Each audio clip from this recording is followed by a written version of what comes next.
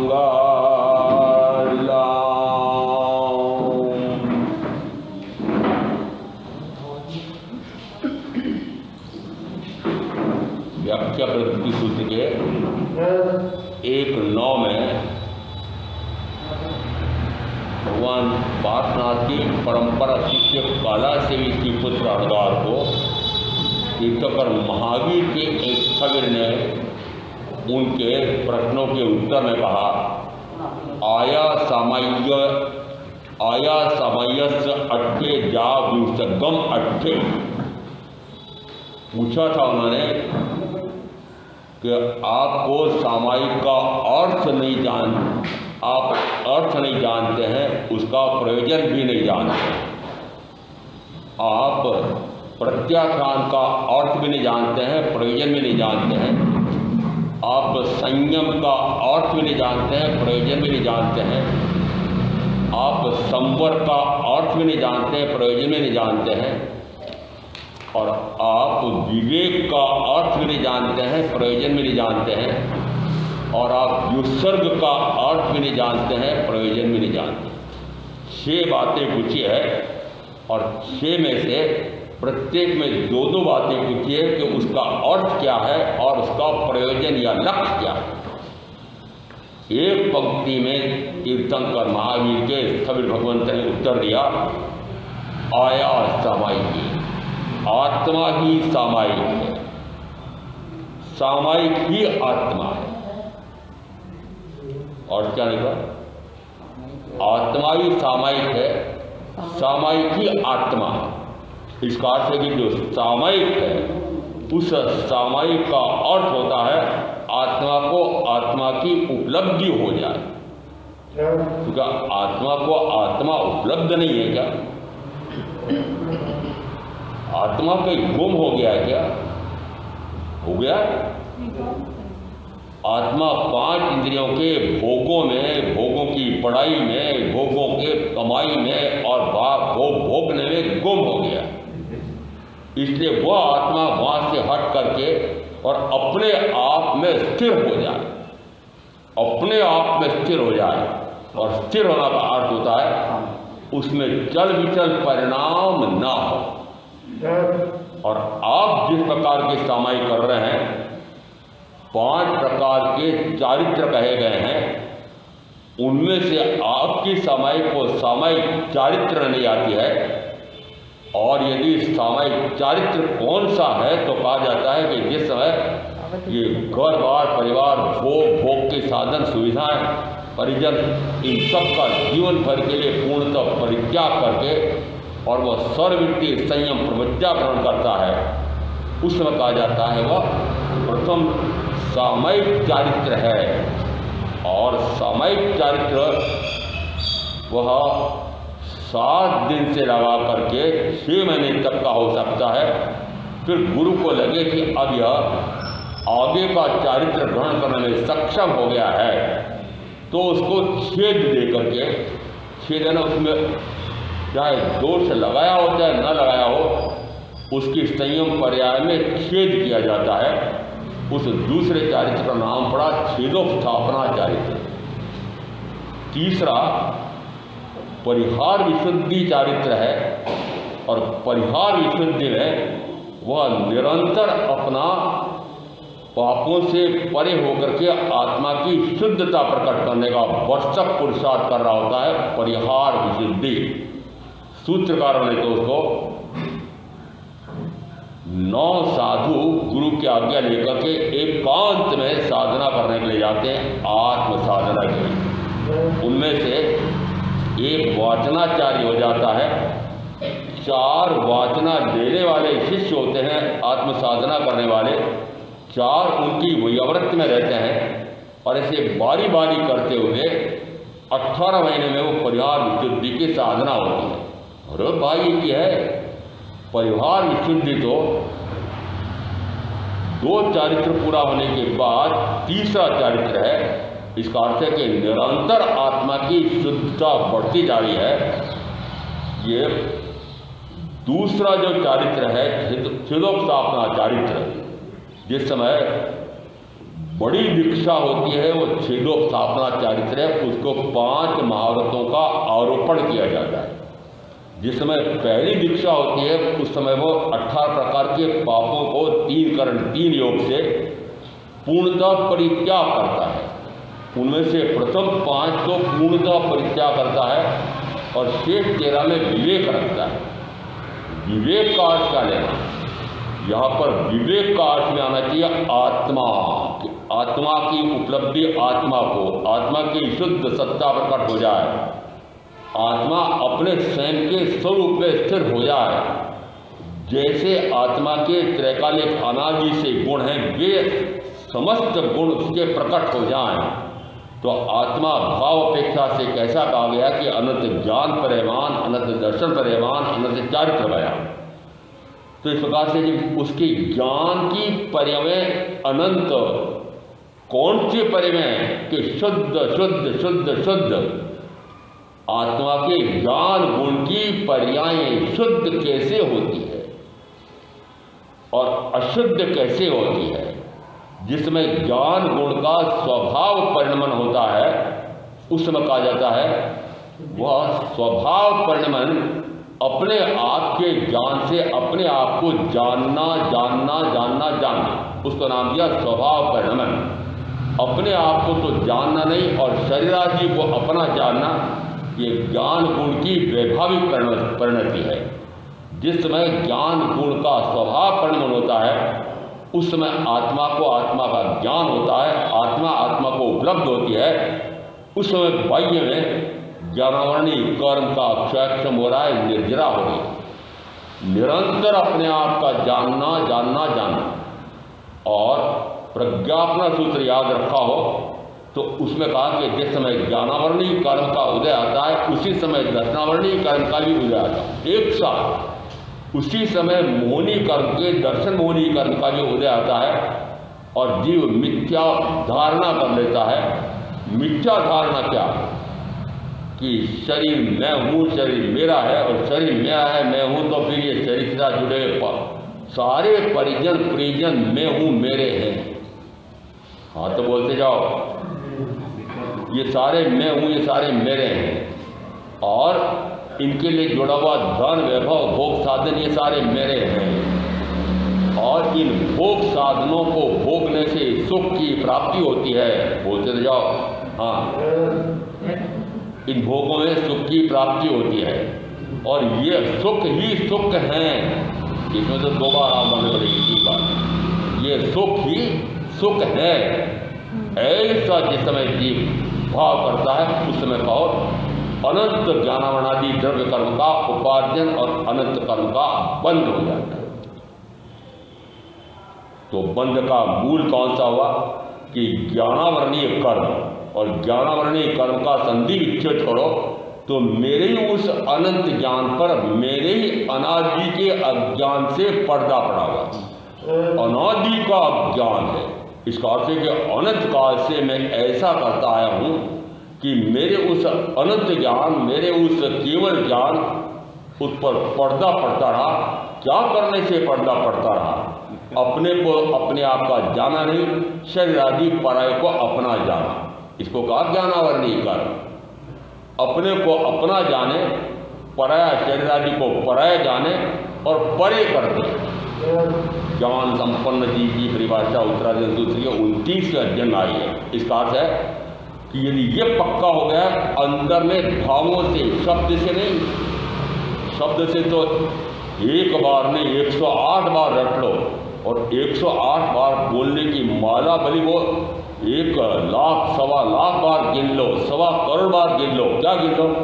मैं शुद्ध चैतन्य स्वरूपी आत्मा हूँ, ये शरीर आदि रूप मैं नहीं हूँ, ये रागादि भाव कर्म रूप भी मैं नहीं हूँ, ये ज्ञानावरणादि द्रव्य कर्म भी मैं नहीं हूँ, ये तीनों भूतगल हैं, मैं चेतन हूँ, ये तीनों संयोगी है, मैं असंग हूँ। 1.25 करोड़ का जाप कर लो तब भी हूँ करते रहते तो शब्द रूप है, शब्द रूप है। आत्मा आत्मा को उपलब्ध कैसे होगी? आत्मा का शुद्ध स्वरूप कैसे प्रकट होगा कि जैसा हूं वैसा मैं हो जाऊं और जो नहीं हो वो परे हट जाए।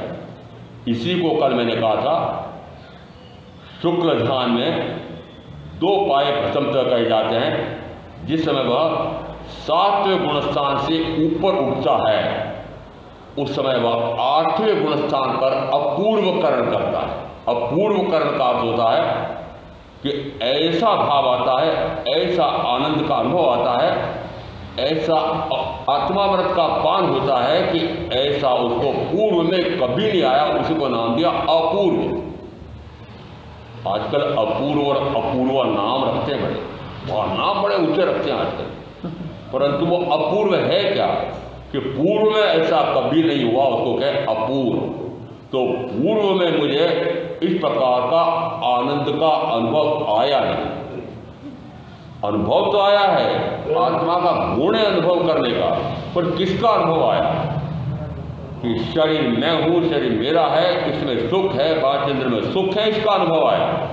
जब तक 5 इंद्रियों में सुख है ऐसा अंदर में पक्का कर रखा है और उस सुख को भोगने के लिए निरंतर पुरुषार्थ कर रहे हैं और फिर भोग करके सुख मिलता है, ऐसा आपको अनुभव आ रहा है। घोर अज्ञान, और अज्ञान है तो घोर अदर्शन, और अज्ञान अदर्शन है तो घोर मिथ्यात्व, और यदि मिथ्यात्व है तो मिथ्या मुहादि, चारित्र मौनी कर्म की वजह से, और मिथ्या मुहादि है तो जिसके प्रति राग या द्वेष या जिसके प्रति मोह है उपयोग उस पर चला जाता है। तो मानो मेरे ज्ञान, दर्शन, सुख, वीर्य चारों गुण उल्टे चले गए। ये उल्टे चलाना भी मेरे हाथ में और सुलटे चलाना भी मेरे हाथ में। सुलटे कैसे करूं? अपने को अपना जानूं, शरीर आदि को शरीर आदि का जानूं, और उससे अपने आप को पूर्णतः पृथक करूं। वो पृथकत्व, पृथक है ना, ये जो पहले पाया पर निरंतर चिंतन चलता है शुक्ल ध्यान में, वह अपने आप को पूर्णतः पृथक करता है। प्रथमतः वह भाव से करता है। क्या भाव? शब्द रूप भाव, मैं ऐसा हूं, ऐसा नहीं। दूसरे पाए पर क्या करता है? जैसा मैं हूं वैसा तो हो जाता है, जो नहीं हूं वो ना नहीं है, हट जाता है। तो जो नहीं है वह नहीं हो जाए और हे वह हो जाए, उस समय कहा जाता है वह पृथकत्व वितर्क सविचार दशा से एकत्व सविचार, एकत्व विभक्त वितर्क अविचार दशा प्रकट होती है। अविचार का अर्थ होता है मैं ऐसा शुद्ध चेतन स्वरूपी सिद्ध समाज आत्मा हूं। यह भी एक विचार है, विकल्प है, और यह भी एक विकल्प है कि मैं ऐसा नहीं हूं। और जब तक संकल्प और विकल्प है तब तक निर्विकल्प समाधि नहीं। इसलिए संकल्प विकल्प, ये संकल्प कि मैं शुद्ध चेतन स्वरूपी आत्मा हूं, उसके साथ का साथ ही विकल्प आ रहा है कि मैं शरीर आदि रूप नहीं हूँ, राग आदि भाव कर्म रूप भी नहीं हूँ, मैं ज्ञानादि द्रव्य कर्म रूप भी नहीं हूँ, ये विकल्प है। और जब तक संकल्प विकल्प है तब तक कहा जाता है कि वह शुक्र ध्यान नहीं है, वह केवल ध्यान नहीं। संकल्प विकल्प कौन से? मैं ऐसा हूँ, ऐसा नहीं हूँ। क्या ऐसे संकल्प विकल्प चल रहे हैं? मैं शुद्ध चेतन स्वरूपी आत्मा हूँ, ये संकल्प। विकल्प क्या? मैं शरीर आदि रूप नहीं हूँ, रागादि भाव कर्म रूप भी नहीं हूँ, ज्ञानादि द्रव्य रूप भी नहीं हूँ। क्यों? क्योंकि तीनों पुद्गल है। तीनों पुद्गल कैसे?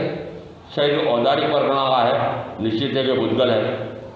इस पौद्गलिक शरीर के सुख के लिए जो भाव होता है, वो सुख के लिए भाव हो रहा है वो पुण्य, और दुख के लिए तो हो ही जाता है। इस कारण से वह पाप, जिसमें वह सुख और दुख से परे, शुभ और अशुभ दोनों से परे शुद्ध स्वरूप में लीन होता है, उस समय कहा जाता है वह आत्मा आत्मा को उपलब्ध हो गया, आत्मोपलब्धि हो गया, आत्मा की शुद्ध सत्ता प्रकट हो गई है, आत्मा की सत्ता सिद्धालय पर स्थापित हो गई है। ऐसी जिस समय साधना होती है उस समय कहा जाता है वह 7वें गुण स्थान से ऊपर उठ करके 8वें, 9वें, 10वें, 8वें का अपूर्वकरण, फिर नियक्तिवादर गुण स्थान 9वां, अनियक्तिवादर गुण स्थान 10वां, फिर सूक्ष्म सांप्राय गुण स्थान 10वां, और सूक्ष्म सांप्राय यानी मात्र एक संजलन लोभ मोहनी वेदनी कषाय, 27 कर्म प्रकृतियां मोहनी कर्म की क्षीण हो जाती है, एकमात्र बचती है 9वें गुणस्थान से ऊपर 10वें गुणस्थान। तो सूक्ष्म सांप्राय, तो सांप्राय की क्रिया कितनी सी है? कितनी सी सांप्राय की क्रिया है जिससे कर्म का आश्रय बंद होता है। वो सांप्राय की क्रिया कौन सी है? कि मैं मात्र शुद्ध चेतन स्वरूपी आत्मा हूँ, शरीर आदि रूप नहीं। और दूसरा आया कि मुझे निरंतर आत्मध्यान क्यों नहीं रहता है, मेरा निरंतर ज्ञाता भाव दृष्टा भाव क्यों नहीं होता, मुझे केवल ज्ञान क्यों नहीं प्रकट हो रहा है? यह लोभ, मुझे केवल ज्ञान क्यों नहीं प्रकट हो रहा है, यह लोभ, उसका नाम दिया वो संजलन नाम का लोभ। क्रोध, मान, माया और लोभ, ये चार और फिर चार के 16 भेद।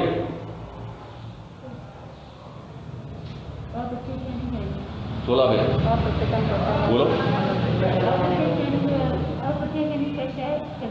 अरे अनंतानवंती क्रोध मान माया लोभ, रट्टू धोती। अनंतानवंती क्रोध मान माया लोभ, सबके साथ अनंतानवंती रखा। इतना कर्म का आश्रम बंद होता है कि अनंत कर्मों का बंद होता है और अनंत भवों में अनंत दुख पाना पड़ता है। उसका नाम दिया अनंतानुबंधी।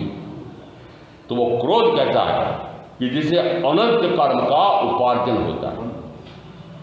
अनंतानुबंधी क्रोध के आगे आता है कि यदि अनंतानुबंधी कषाय को क्षीण कर दिया है तो आगे की चोपड़ी फिर है वो अप्रत्याख्यानावर्णी कषाय, वह टूटे, वह कषाय छूटे तो फिर आगे की चौकड़ी वो प्रत्याख्यानावर्णी कषाय।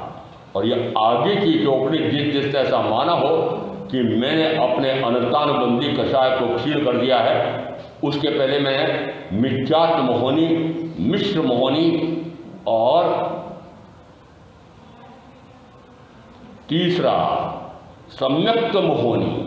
वो सम्यक्त मोहनी समझ नहीं आती कि तीसरा सम्यक्त और मोहनी कैसा आता है। ये दर्शन मोहनी की 3 भेद दिए हैं। सम्यक्त मोहनी का अर्थ होता है जिसमें अंदर में उसको ये ऐसा मिथ्यात्व टूटता है, मिश्र भी टूटता है, उस समय अंदर में एक प्रशांत भाव होता है, शांति का अनुभव आता है। उसको नाम दिया जाता है प्रशम रस की उत्पत्ति। वो प्रशम रस की उत्पत्ति हुई है तो वो जान लेता है, वो मान लेता है कि मुझे सम्यक्त होगी। इसको कहा सम्यक्त मोहनी। सम्यक्त मोहनी भी मोहनी कर्म में से दर्शन मोहनी कर्म का तीसरा भेद। तो सम्यक्त मोहनी में क्या होता है, प्रशम रस की प्राप्ति होती। प्रशम रस है एकदम शांत।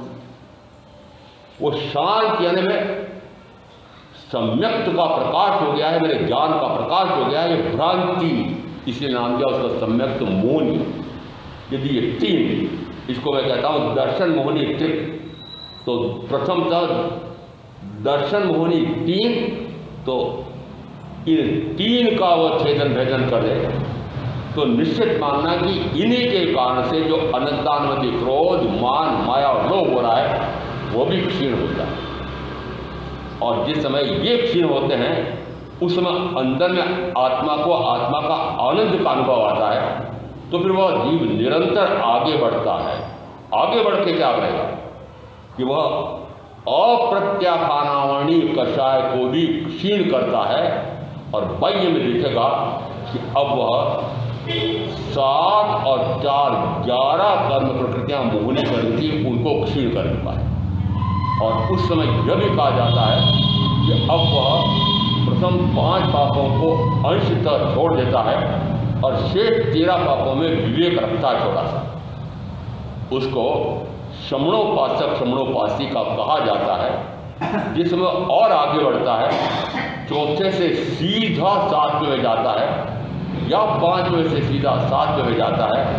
उस समय क्या करता है कि वो प्रत्याख्यानावर्णी कषाय को भी क्षीण करता है, जिस कषाय के कारण वह सर्ववृत्ति संयम नहीं ले पाता है। कौन सा कषाय है? यदि कोई भी महाराज कहे कि अरे भाइयों क्या जाजम पर आसन पर सामायिक के आसन में बैठे हो, सर्ववृत्ति संयम क्यों नहीं लेते हो? आपको बहुत पक्का बहाना बता देता हूँ, बताओ। महाराज मेरे प्रत्याख्यानावर्णी कषाय का उदय है और आप भी जानते हैं कि जब तक कर्म का उदय होता है तब तक तो संयम ले नहीं सकता ना। सही है ना? कर्म का उदय है तो कर्म का उदय तो वो मिटे और संयम का उदय आए तो संयम लो। पुरुषार्थ की कमी। मैंने जिस समय दीक्षा ली थी उस शीतल गत में, और सारे गांव छोटे छोटे गाँव में भी घूम रहा था मैं। उस समय बहुत सारे भाई बहन कहते थे ओहो इस उम्र में भी इन्होंने सर्ववृत्ति स्वयं लिया है, हमारे भी ऐसा पुण्य का उदय आए तो हम भी ऐसी दीक्षा लेते। मैंने कहा कि कर्म के उदय से दीक्षा आती है कि पुरुषार्थ से? कर्म का आपको भी निमित्त मिला हुआ है। यदि तीर्थंकर परमात्मा की वाणी और सदगुरु का योग मिला हुआ है तो पुण्य कर्म का तो उदय आ गया। अब क्या चाहिए और कौन सा पुण्य? ऐसा पुण्य का उदय आ गया है कि तीर्थंकर की वाणी भी मिल गई और सदगुरु भी मिल गए। 5 बार में सदगुरु खोजे मिलते हैं, ढूंढना पड़ेगा, पूरा जीवन व्यतीत हो जाए परंतु सदगुरु की खोज कर ले। और सदगुरु मिल जाए तो 3 शब्द हैं, अर्पणता, समर्पणता और तीसरा शब्द सर्वार्पण कर दे।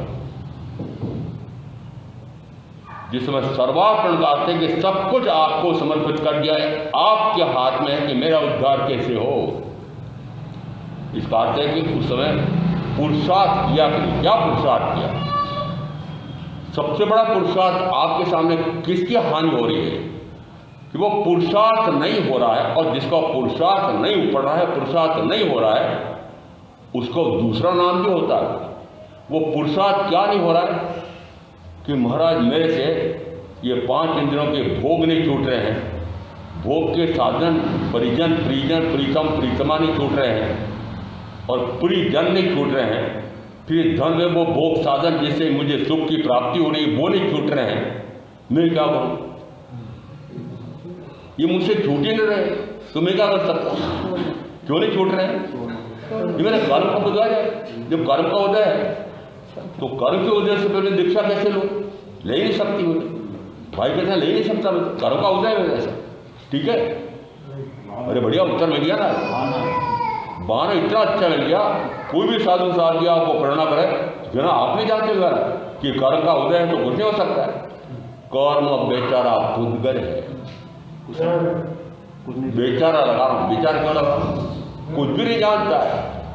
वर्ण गंध रस स्पर्श गुण वाले कारण वर्णा से मेरे भावों की गाढ़ता मंदता के अनुसार ये ज्ञानावरण 7 प्रकार की कर्म का आश्रय बन जाता है। जिस समय इस प्रकार का संकल्प विकल्प चल रहा है कि मैं शुद्ध चेतन स्वरूप शुद्ध समान आत्मा हूँ, शरीर आदि रूप नहीं हूँ, रागादि भाव कर्म रूप भी नहीं हूँ, ज्ञानावरणादि द्रव्य कर्म रूप भी नहीं हूँ, ऐसा चिंतन भली चल रहा हो परंतु इन 3 संयोगों से वो परे नहीं हो रहा है, कर्म का आश्रमण चल रहा है। कर्म का आश्रमण चल रहा है। निमाड़ा वाली कितनी कहाँ की है? हाँ ये बोड़ा कमाई करती हूँ, साध्या करती हूँ, निरंतर निर्जरा हो रही है। आप कैसे करते हो? निर्जरा नहीं हो रही, निर्जरा हो रही। मैंने कहा पति से संबंध टूट गया क्या? आज पूछता हूँ, वो तो बहुत पहले की बात है, यहाँ आई थी, चतुर्मास लगा था तब आई थी। मैंने माना मेरे से संबंध चल रही है। मैंने कहा पति से संबंध टूट गया क्या? वो संबंध टूट गया तो कईयों के हाथ का संबंध टूट जाए तो उससे नहीं हुआ, वो संबंध टूटना नहीं है। संबंध टूट गया, आप भाई बहन हम समझते नहीं, समझ सकता संबंध टूट गया क्या आपका? अरे मैं तो चाहता टूट जाए, पर टूट गया क्या पूछ रहा हूँ? आना तो बोलो, मैंने बोलो पहले भाई बोलो। यदि ये पति पत्नी के संबंध भोग के संबंध नहीं टूटे हैं तो कर्म का भय का आश्रमण चल रहा है। कैसे कहते हो समझ लेते राहुल? बोला जब सामायिक कर रहे तो समझ लेते क्यों नहीं होगी? उनका कौन सी सामायिक? कौन सी सामायिक? सामायिक चारित्र में आती है। अभी मैंने 5 चारित्र बताया, वो तो पहला चारित्र कौन सा है? सामायिक चारित्र। और सामायिक चारित्र किसका होता है? 5 चारित्र में जो प्रथम चारित्र ग्रहण करता है, सर्व प्रकार के भोगों के साधन परिजन धन वैभव भोग साधन सबका परित्याग करके सर्वृत्ति से प्रवृत्तियां ग्रहण करता है, वो सामायिक चारित्र है। इसका अर्थ है कि ये जो आपने भ्रांति पाल रखी है, मैं सामायिक करती हूँ, मैं सामायिक करता हूँ, मैं प्रश्रमण करता हूँ, उभयकालीन करता हूँ, 8 दिन परिश्रम तो बेच चुक किया, मैंने घोषित किया, प्रतिपूर्ण घोषित किया, और मैंने कहा कर्म का आश्रय बंद हुआ क्या? आश्रय को बंद किया क्या? आश्रय पूर्वक बंद होता है, तो आश्रय द्वार बंद हुआ हो तो फिर कर्म का बंद होता है। वह कर्म का बंद नहीं, बंध हो रहा है। क्या कर्म का आना आपका रुक गया है? मैं यहाँ तक कह रहा हूँ कि कर्म का आना गुणस्थान अपेक्षा से 10वें गुणस्थान के प्रथम समय में तो कर्म का फिर भी आना है। क्यों? वहाँ संजनन लोभ मोहनी कषाय का उदय है। जब वह पुरुषार्थ करके उस अंतिम संजनन लोभ मोहनी कषाय को भी क्षीण करता है, उस समय वह फिर 12वें गुणस्थान पर पहुँचता है। उसको नाम दिया क्षीण मोहनी। इसका अर्थ है कि उस समय मोहनी कर्म पूर्णतः क्षीण हो जाता है, और जिस समय मोहनी कर्म क्षीण होता है उस समय ज्ञानावरणीय, दर्शनावरणीय और अंतराय तीनों युगपत क्षीण होते हैं। उस समय कहा जाता है, उस समय वो 13वें गुणस्थान पर जाता है, संयोगी केवली गुणस्थान हो गया। तो कर्म का आश्रय बंद कौन से गुणस्थान तक? 10वें गुणस्थान। और अब बताओ आप कौन से गुणस्थान? ये बताइए ना। चलिए तो है अरे इसे बहुत बात सुनी नहीं महाराज, मेरे को मिथ्या जी कैसे करेगा, अज्ञानी कैसे करेगा?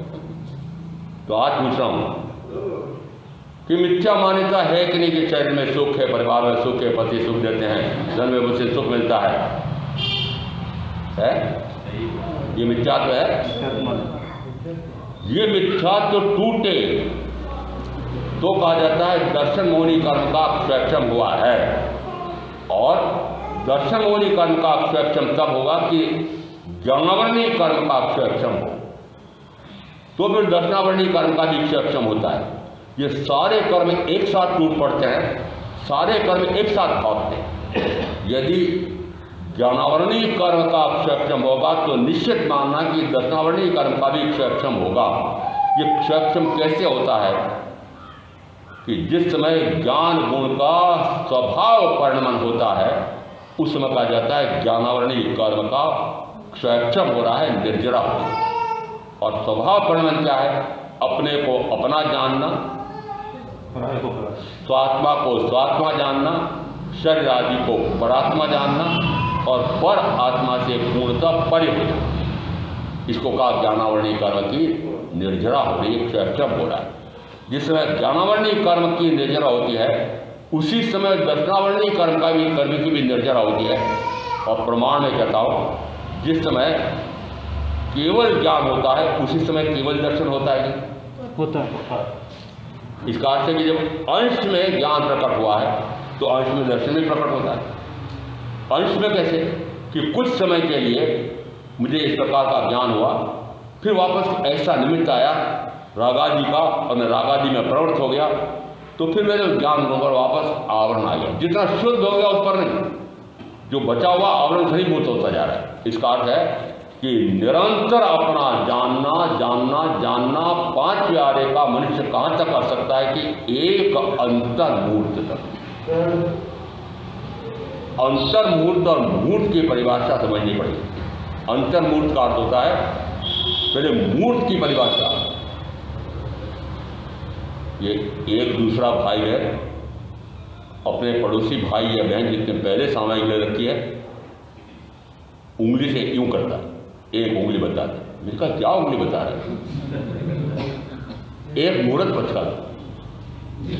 एक मुहूर्त का क्या अर्थ? 48 मिनट, 2 घड़ी। क्या 2 घड़ी तक निरंतर स्वभाव में है, निरंतर ज्ञाता, निरंतर दृष्टा, स्व का ज्ञाता, स्व का दृष्टा, स्व का ज्ञाता, स्व का दृष्टा, निरंतर 2 घड़ी एक समय का भी ऐसा विक्षेप न आए, उस समय कहा जाता है वह 13वां स्वयं गुणस्थान। इसका अर्थ है कि वर्तमान में भी तीसरे आर्य चौथे आर्य में भी ऐसा हुआ है। कब? तीसरे चौथे जिसमें साक्षात तीर्थंकर होते हैं, महाविद्य में साक्षात मेहरबान सदाकार है, वहाँ भी यदि किसी ने सर्ववृत्ति संयम लिया है तब भी कोई जरूरी नहीं है कि वो अप्रमत्त भाव में चला जाए। कौन सा अप्रमत्त भाव? कि सातवें गुण स्थान पर भी अप्रमत्त यानी मात्र आत्म भाव में रमणता करता है, शरीर आदि पर उसकी दृष्टि नहीं जाती है। वह स्वरूप रमणता, वो स्वरूप रमणता ये सातवें गुण स्थान पर कितनी देर रह सकती है? तो कहा अंतर्मुहूर्त। वो अंतर्मुहूर्त 2 घड़ी में से कुछ कम भी अंतर्मुहूर्त है, और 2-4 आवली का रेजा तब भी अंतर्मुहूर्त है। अब 2-4 आवली का आत्मा में रमणता हो, वो भी अंतर्मुहूर्त है, और 2 आवली का कम 2 घड़ी तक आत्मा में रमणता करे वो भी अंतर्मुहूर्त है। तो अंतर्मुहूर्त छोटा बड़ा हुआ। वर्तमान में मनुष्य भाव, वर्तमान का मिलावा, इस मनुष्य भाव में 5वें आर्य का मनुष्य कहाँ तक की साधना कर सकता है? कि मात्र 7वें गुणस्थान की अप्रमत्त साधना जो एक अंतर्मुहूर्त तक होती है वहाँ तक कर सकता है। उसमें यहाँ तक हो सकता है कि 7वें गुणस्थान पर भी एक दूसरे से असंख्यात गुना, संख्यात गुना, असंख्यात गुना, अनंत गुना हो सकता है। दूसरा, पहले से संख्यात गुणाहीन, असंख्यात गुणाहीन और अनंत गुणाहीन भी हो सकता है। इसका अर्थ है कि कमी वृद्धि कहाँ तक जाती है? कि संख्यात से लगा करके असंख्यात अनंत गुना। इसका अर्थ है कि एक ही गुणस्थान पर साधक रहने वाले भिन्न भिन्न प्रकार के हो सकते हैं। इस अपेक्षा से कहो कि जो उत्कृष्ट साधक है सर्ववृत्ति संयमी, वह कहाँ तक की साधना कर लेता है? कि 2 घड़ी से कुछ कम, और निकृष्ट जो है वह 2 घड़ियों से कुछ समय के लिए, कुछ समय के लिए वो भी अंश विरति है, और अधिक समय के लिए तभी वह अंश विरति। अंश में ही है, वो अंश कम भी हो सकता है और अधिकांश भी हो सकता है। अब श्रमणोपासकों का हिसाब लगाना आपका, कि आप भी श्रमणोपासक हैं और आनंद चावक भी श्रमणोपासक है, दोनों बराबर नहीं। क्यों? क्यों नहीं? जैसे इस समय भी, जैसे आज भी, जिस समय कोई सर्ववृत्ति संयम प्रवृत्तियां ग्रहण करता है, उस समय घर बार परिवार धन वैभव भोग साधन परिजन सबका पूर्णतः जीवन पर्यंत के लिए परित्याग करता है जिसमें दीक्षा लेता है। आनंद चावक ने क्या किया? 12 वर्ष। आपको 12 वर्ष दिख रहे हैं। मैं कह रहा हूं जैसा मैंने किया है, मैं तो फिर भी समूह में रहकर साधना कर रहा हूं, और आनंद आदि 10 श्रावकों का वर्णन उपासक दशांक सूत्र है। वे घर बार परिवार धन वैभव भोग साधन परिजन सर्वस्व का परित्याग करके एकांत में कौशलशाला में जाकर के 6 वर्ष साधना करते। एकांत मोक्ष गए? नहीं गए। समझ आ रहा है? उसमें अभी मैंने कहा 4 अनंतानुबंधी, अप्रत्याखानावणी, प्रत्याखानावणी, संजनन, 4 प्रकार के कषाय के भेद हैं। उन्होंने कषाय श्लोक में से 4 कषाय श्लोक हैं। कितने कषाय श्लोक का अंत किया था? 2। दो कौन से? अनंतानुबंधी, अप्रत्याखानावणी। प्रत्याखानावणी टूटा नहीं टूटा। प्रत्याखानावणी कब टूटता है? कि सर्ववृत्ति संयम प्रवज्ञा ग्रहण करे। किया? नहीं किया। और क्या? कि 2 चौकड़ी कषाय का सद्भाव है, तो कषाय है, अधिकरण है, अधिकरण है तो कर्म का आश्रम चल रहा है। यदि आनंद श्रावक का भी कह रहा हूं भी कषाय अवशेष है, और सरिता बहन जैसे आप सारे बहने भाई कहते हैं कि महाराज हमारे तो समझ रिजल्ट चल रही, सही है। 10वें गुण स्थान पर कषाय है, और आप अपना हिसाब लगाओ, मेरे हिसाब से तो 10वें के स्थान पर वो शून्य उड़ा दूँ तो 1 बचेगा। अर्थ क्या है? जो आया समय है इतना महत्वपूर्ण सूत्र है कि जिस समय साधक इस प्रकार की साधना करता है कि आत्मा जो अनंत ज्ञान, अनंत दर्शन, अनंत सुख, अनंत वीर, ऐसा उसका त्रैकालिक स्वभाव है। पर वो त्रैकालिक स्वभाव प्रकट हुआ क्या? जिसमें वो त्रैकालिक स्वभाव प्रकट होता है उस समय कहा जाता है आत्मा आत्मा को उपलब्ध हो गया है, और तब कहा जाता है वह सामायिक आया सामायिक। अब यही सामायिक है और यही सामायिक का प्रयोजन है। प्रयोजन क्या है? अर्थ भी यही है और प्रयोजन भी है। क्या प्रयोजन है? कि आत्मा आत्मा को उपलब्ध हो जाए। अभी आत्मा शरीर को उपलब्ध है, अभी आत्मा परिजनों को उपलब्ध है, अभी आत्मा घर दुकान कल कारखाने उनको उपलब्ध है, अपने आप को उपलब्ध नहीं। समझ आ रहा है? अभी किसको उपलब्ध है आत्मा? यह आत्मा किसकी दास्ता कर रहा है? शरीर की दास्ता कर रहा है, और शरीर की दास्ता कर रहा है तो पति की भी दास्ता करती है, फिर पत्नी भी दास्ता करता है। तो दास्ता कहाँ से शुरू हुई है? दास्ता कहाँ से शुरू हुई है? सबसे पहले शरीर के दास हो रहे, और मनुष्य भाव में आकर के केवड़ी की वाणी सुनने का स्वर्ण में अवसर मिलते हुए ही, सदगुरु का स्नेह होते हुए भी अभी शरीर की दास्ता चली और हमारा समर चल रहा है, निर्जर चली, कहाँ चली? इसका अर्थ है अभी मैं कहता हूँ दिल्ली बहुत दूर है, मोक्ष अति कठिन है, अति दूर है। उसमें तो इतनी उत्कट साधना होनी चाहिए कि अब मैं मात्र जो सिद्ध समान शुद्ध आत्मा हूँ वो मेरा शुद्ध आत्मा प्रकट हो जाए, तब कहा जाता है वो सामायिक। प्रत्याख्यान का क्या अर्थ है? प्रत्याख्यान का क्या प्रयोजन है? प्रत्याख्यान का अर्थ होता है जिस समय संवत्सरी का प्रतिक्रमण हुआ, प्रतिक्रमण के बाद फिर पचकाण, छठा आवश्यक, और अब छठे आवश्यक का पचकाण जिस समय आप किया था, मैं आपके शब्द स्वयं बोल दूँ तो मुझे कोई अंतर नहीं है, पर आपसे बुलवाना चाहता हूँ कि आपने संवत्सरी का संध्या का प्रतिक्रमण करके और किसका प्रत्याख्यान किया? महामंत्री जी आप बोल दो सबकी तरफ। मेरे ये बचेवड़ी की में गांठ बांध रखी है, ये साड़ी में गांठ बांधी है, वो गांठ जब तक बंधी रहेगी तब तक के मेरे सूर्योदय के बाद 4 आर का बचकाट, 3 आर का बचकाट, या जिस समय मेरी मुट्ठी बंद रहेगी तब तक मेरे बचकाट, जिस समय सूर्योदय हो जाए तब तक मेरे बचकाट, सूर्योदय के बाद मेरे 1-2 घड़ी तक के 3 या 4 आर के बचकाट, और गिना था ये बचकान किया ना, प्रचकान है ना, प्रत्याख्यान। सूत्रकार प्रत्याख्यान किसको कहते? प्रत्याख्यान है ना, यदि जिसको हम श्रमणोपासक कहते हैं, 8-5 में आया है। श्रमणोपासक पूर्व में स्थूल हिंसा आदि का परित्यागी नहीं था, प्रत्याख्यान नहीं किया था।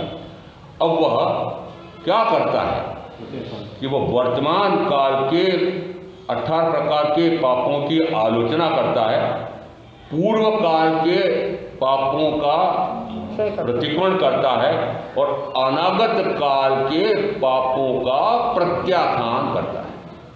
8-5 व्याख्या प्रगति। इसका अर्थ है कि प्रत्याख्यान का अर्थ होता है अभी तक जो मैंने पाप किए हैं उनको मैंने पाप मान करके धिक्कारा है, अब ऐसा जिसको मैंने धिक्कार योग्य माना है, अब ऐसा पाप मैं नहीं करूँगा। ऐसा प्रत्याख्यान किया नहीं। इसलिए वृद्धारोहणा में मैंने वापस जिस समय वृद्धारोहणा पढ़ाई थी तो कीच से धो करके फिर कीच से धोया, यानी शरीर की शुद्धि कैसे की? कीचड़ से शरीर की शुद्धि की, फिर वो अशुद्ध हो गया, वापस कीचड़ से शुद्धि की। कीचड़ से शरीर शुद्ध हो जाएगा, कीचड़ से वस्त्र मैला हो रहा है तो शुद्ध हो जाएगा। वो कीचड़ कौन सा? 5 इंद्रियों के भोग रूप कीचड़ छूटा, हमारे संवर हो रहा है, संवर हो रहा है, ये कौन सा संवर हुआ? प्रत्याख्यान कर दिया कि वह स्वात्मा को भी जाने, पर आत्मा को भी जाने, स्वभाव को भी जाने, पर भाव को भी जाने, शुद्ध स्वभाव को भी जाने, विभाव, पौद्गलिक भाव, कर्ता भाव, भोक्ता भाव को भी जाने, और फिर स्वात्मा में रम जाए, जम जाए, डट जाए, पर में पर से हट जाए। पर यानी शरीर आदि, राग आदि, ज्ञानावरण आदि, ये तीनों संयोग, इन तीनों संयोगों से पूर्णतः परे मैं असंयोगी असंग आत्मा हूँ।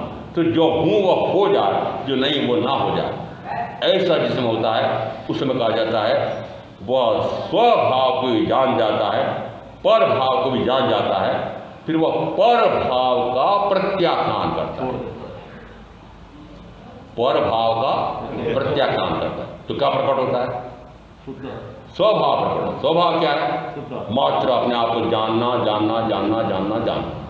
स्वभाव में रहने का अर्थ होता है जो अरिहंत हैं, जो सिद्ध हैं, वो निरंतर अपने स्वभाव में रहते हैं। शरीर होते हुए भी, मन वचन काया होते हुए भी, मन होते हुए भी अरिहंत परमात्मा मनातीत, वचन होते भी वचनातीत, काया होते हुए भी कायातीत, इंद्रियां होते भी इंद्रियातीत, अतीन्द्रिय आनंद का अनुभव करते हैं। तो शरीर होते हुए भी इस प्रकार का हो सकता है। इसका अर्थ है कि अभी सशरीरी हो तब भी अध्ययन सशरीरी है, तब भी कैसा अनुभव कर रहे हैं? सिद्ध स्वभाव, शुद्ध अनुभव कर रहे हैं अपने आप, शुद्ध आत्मा का अनुभव चल रहा है। जिस समय शरीर छूट जाता है, द्वि अध्ययन सिद्ध हो जाते हैं, तो निश्चित है कि अब शरीर नहीं है, तब भी वे अनंत सुख का अनुभव कर रहे हैं और अव्याभास सुख है। तो कौन सा सुख होगा? आपने जिसको सुख मान रहा होगा, 5 इंद्रियों के माध्यम से मिलने वाला सुख है, और 5 इंद्रियां उनके नहीं है, शरीर उनके नहीं है, और सुख कितना है? बोलते जरूर हो ऐसे अनंत अव्याभास सुख में लीन, ऐसे सिद्ध परमात्मा को 3 बार, 1008 बार, कितनी बार? 1008 बार बोलते, झूठ बोलते हो। 1008 बार वंदना करते हो उनको? एक बार भी सही नहीं होती है। सिद्ध परमात्मा 3 बार कल्याण मानो, 1008 करते हैं मैंने, मान लो आपके मैंने 1008 बार कर दिया, मुंह से बोल रहे 1008 बार वंदना कर रहा हूँ, और की कितने? और 3 भी भावपूर्वक की, शब्द रूप प्रतिक्रमण में 18 बार बोलते हो शब्द रूप। और क्या निकल रहा है? यदि आपने स्तुति की है तो स्तुति यदि और यह तक जिन केवली की स्तुति करे, तो उत्तराखंड सूत्र के 29वें अध्याय में कहा कि वह दर्शन विशुद्धि को प्राप्त होता है। दर्शन विशुद्धि का अर्थ है कि मिथ्यात्व से हट करके अब वो सम्यक्त विशुद्धि में आ जाए। इसका अर्थ है कि जिस वंदना में आप 1008 बार सारों को नहीं बोलते, पांचों के लिए, परंतु वो दर्शन विशुद्धि हुई क्या?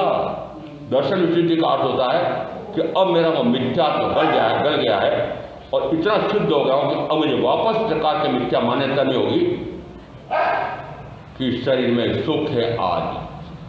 वो दर्शन विशुद्धि। और दर्शन विशुद्धि प्रकट कैसे होती है? वंदना का फल यह है। किसका फल है? वंदना। और आपने तो प्रतिक्रमण में कितनी बार वंदना बोलते हो? 6 बार का तो मुझे बता, और 6 बार में भी फिर 3 बार बोलते हो, तो 18 बार हो गए। अरे प्रतिक्रमण चाहे किसी का भी किया हो, 18 बार बोले कि नहीं बोले? बोले। एक भी बार भाव आया कि जैसे आप में मैं शामिल हूँ। दर्शन विशुद्धि का अर्थ क्या? इसका अर्थ है कि प्रत्याख्यान का अर्थ है कि पर भाव, रागादि भाव, शुभाशुभ भाव, विकारी भाव, उसके साथ कर जिसमें मैं निर्विकार स्वभाव प्रकट करता हूँ। निर्विकार स्वभाव का अर्थ होता है ये अध्ययन परमात्मा, ये सिद्ध परमात्मा पूर्णतः निर्विकारी है, कोई भी विकार नहीं है, न शुभ का विकार है न अशुभ का विकार है। तो जिसमें विकार का परित्याग करता है और निर्विकार स्वभाव प्रकट करता है, उसको कहा वही प्रत्याख्यान है। यही प्रत्याख्यान का प्रयोजन है। प्रत्याख्यान का प्रयोजन क्या हुआ, लक्ष्य क्या हुआ कि मैं शुद्ध प्रकट हो जाए, शुद्धता मेरी प्रकट हो जाए, आत्मा आत्मा को उपलब्ध हो जाए, आत्मा की सत्ता आत्मा पर साबित हो जाए, आत्मा की सत्ता सिद्ध शिला पर साबित हो जाए। एक बार सिद्ध शिला पर कब्जा हो गया, सिद्ध शिला पर नहीं हो, ये भी पक्का रखना। सारे ये सिद्ध आत्मा है, सिद्ध शिला पर विराजमान है नहीं, भ्रम की बात है। 45 लाख योजन लंबी चौड़ी, उसका अंतिम छोर, आलोक से अंतिम छोर है ना, जहां आलोक का स्पर्श हो रहा है, लोक से, लोक का स्पर्श आलोक से हो रहा है। तो लोक में 6 द्रव्य हैं और इस लोक में 2 ऐसे द्रव्य हैं, उनमें से एक जीव को गति हेतुत्व का गुण देता है। गति हेतुत्व का अर्थ होता है कि मैं यदि गति करना चाहूँ तो गति कर सकता हूँ। यदि आत्मा इन तीनों संयोगों से पूर्णतः परे हो गया है, घाती भी और अघाती भी सारे कर्मों से परे हो गया है, तो अब वो गति करता है। तो गति कितनी चीज करता है कि एक समय में वह उस लोक के छोर, अंतिम छोर, वहां तक पहुंच जाता है एक समय में, और बीच में किसी का भी स्पर्श किए बिना वह उस पर पहुंच जाता है। अब वो कौन सा छोर है, अंतिम कोष, अंतिम कोष, इस लोक का ऊपर का अंतिम कोष, उस अंतिम कोष के भी 6ठे भाग में सारे सिद्ध आत्मा निवास करते।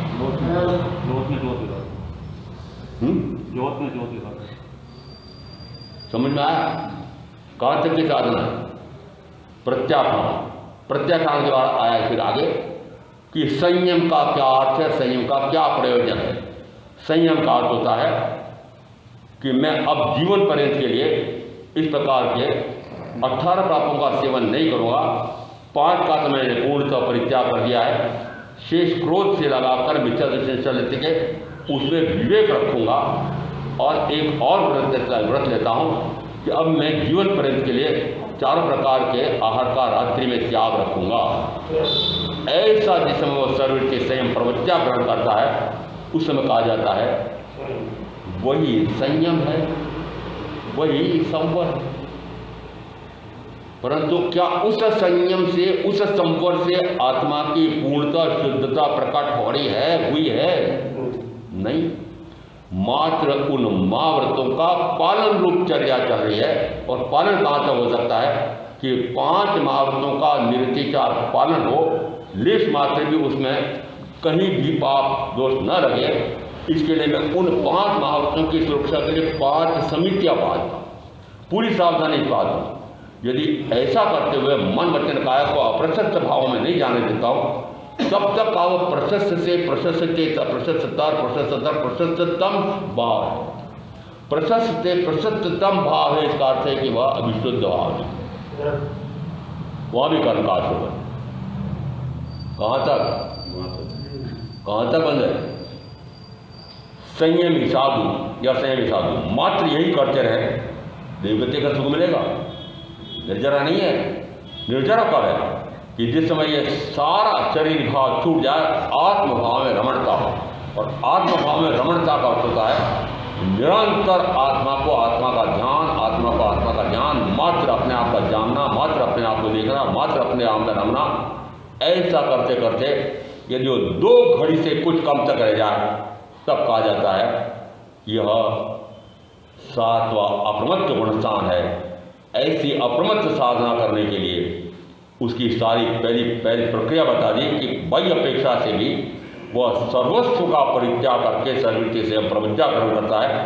फिर इस प्रकार से ज्ञानी गुरु से ज्ञान प्राप्त करता है, ज्ञान का उघाड़ होता है, दर्शन गुणों का प्रकाश होता है, सम्यक का प्रकाश होता है। और फिर वापस ऐसा पुरुषार्थ करता है कि मुआदि से पूर्णतः रहित होने का पुरुषार्थ करता है, उपयोग अपने आप पर स्थिर होता है। ऐसी जिस साधना चल रही होती है, तब भी वह 7वें गुणस्थान का अंतिम छोर का प्राप्त कर सकता है, उसे आगे नहीं बढ़ सकता है। तब भी इतनी साधना हो जाता, तब भी एक भव करके वक्त चला जाए। इस प्रकार की साधना में आप जो करेंगे उनका अवश्य कल्याण होगा। ओम शांति। नित्य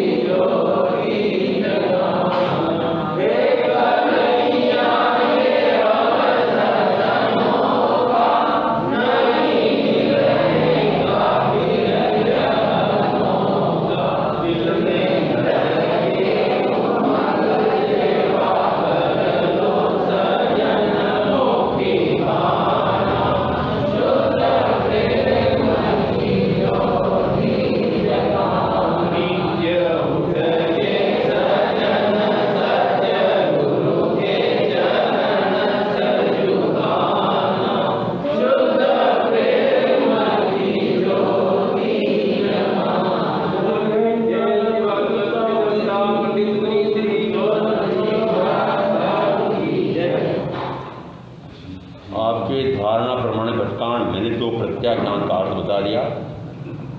स्वभाव में रमणता उसको छोड़ करके पर भाव में जाता है, पर भाव से परे होने रूप प्रत्याख्यान कराएं। परंतु आप तो बाहर के प्रत्याख्यान करना चाहते हो, इसलिए आपके बाहर में जो जो आपने प्रत्याख्यान धार रखे हैं, जो जो तब धार रखा है, जो जो नियम पालने का धार रखा, आप सबके उसी प्रकार की धारणा प्रमाण घटकांड वो उसी रहे उसी। समर भगवान श्री महावीर स्वामी की जय। जैन दिवाकर श्री चौथ जी महाराज की जय। पंडित मुनि श्री उदय मुनि जी महाराज की जय। आप सभी का वर्तमान सामायिक भवन में हार्दिक स्वागत एवं अभिनंदन। बाहर से पधारने वाला के हार्दिक अभिनंदन। शाला में भोजन व्यवस्था है, वहाँ पधारे। अतिथि सत्कार अच्छा पंचायत द्वारा सबका वही है, सभी के पधारे।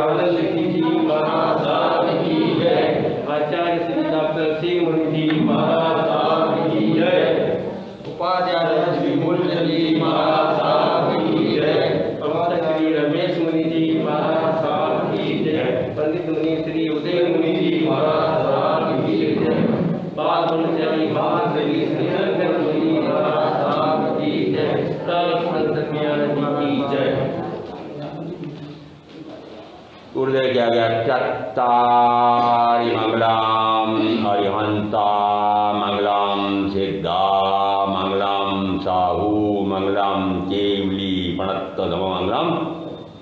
चत्तारि लुगुत्तमा अरिहंता लुगुत्तमा सिद्धा लुगुत्तमा साहू लुगुत्तमा केवली पणत्त धमलुगुत्तमा।